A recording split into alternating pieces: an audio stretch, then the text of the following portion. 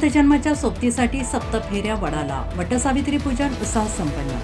Maharashtra Akola reporter Ganesh Wadekar, Chanakya news channel India.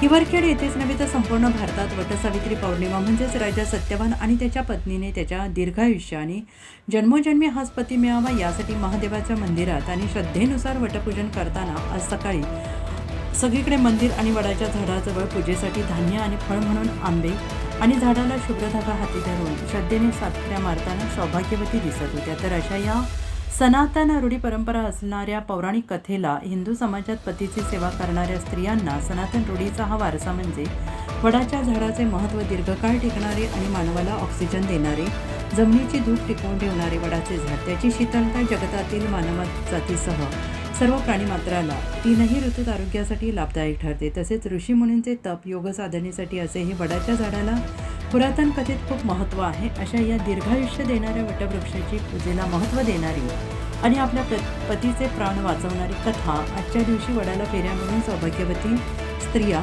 श्रवण करतात आणि गोडधोड मिष्टान्न म्हणून पौर्णिमा उपवासाला वडाच्या झाडावर नैवेद्य ठेवून उपवासाचे पारणे फेडतात.